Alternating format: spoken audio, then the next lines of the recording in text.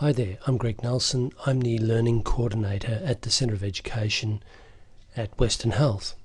In this session we're going to go through some of the navigation tools used in Moodle and just give you a very basic understanding of the Moodle interface. It's a short session and probably run about 5 minutes. So initially we need to log on to the site elearning.wh.org.au and log in using your staff ID and password, and in most cases if you're a first time user it'll be the word password. So let's log on and move to a course, and in this case it's a course that I've set up especially for this session, and it's a playpen, so we can just become familiar with some of the tools available. So when you click into your course, it'll look something like this. It's a very standard template and it offers a number of topics. Most of the time it's set to 10 and you can change those at any particular time, and I'll show you how to do that shortly. Just to be sure that you're logged in, make sure you're logged in as yourself and you haven't sort of picked up someone else's login or whatever in another session. So establish that it is you that you're logged in as, and become familiar with this tool here, which is the editing tool. So if I turn that on, it gives me a whole lot of different tools to access. These are all tools, and I'll show you a little bit more about how to use these in another session.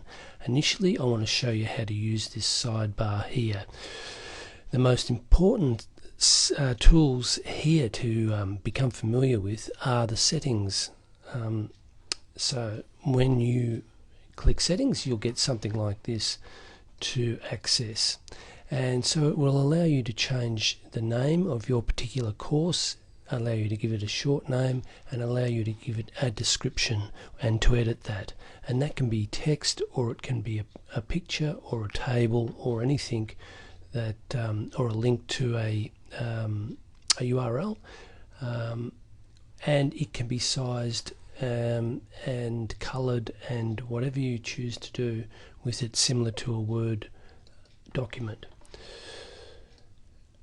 Next we have the topic formats, and as you can see here, at the moment it's set to topics, and it can be set to a weekly format if you're needing to step through a different topic every week, for instance, and you need to time that for your students.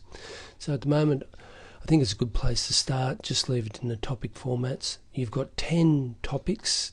This can be changed, set to anything you like accordingly, and it's got a start date when this was established, and that can be changed also if you want to do a time release on your particular course.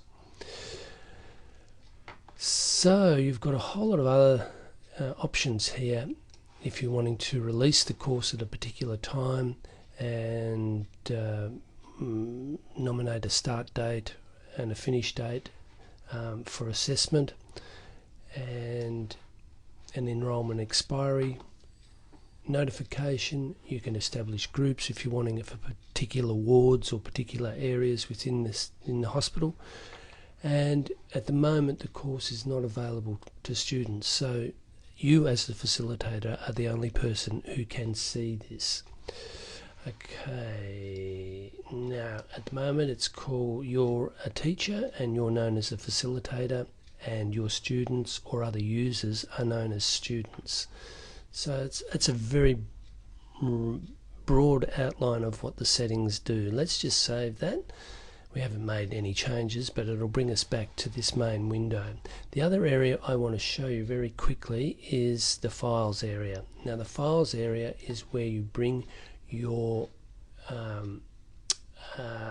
media options into, say your Word docs or your picture items or sounds or PDFs, etc. Any content that you're needing to bring into Moodle comes in through this. So to upload something, we just need to search and browse and find something. I've got a couple of things here, like a couple of images, and I'm just going to select that and upload it. So that's all we're going to do for this section, and I'll bring up some more information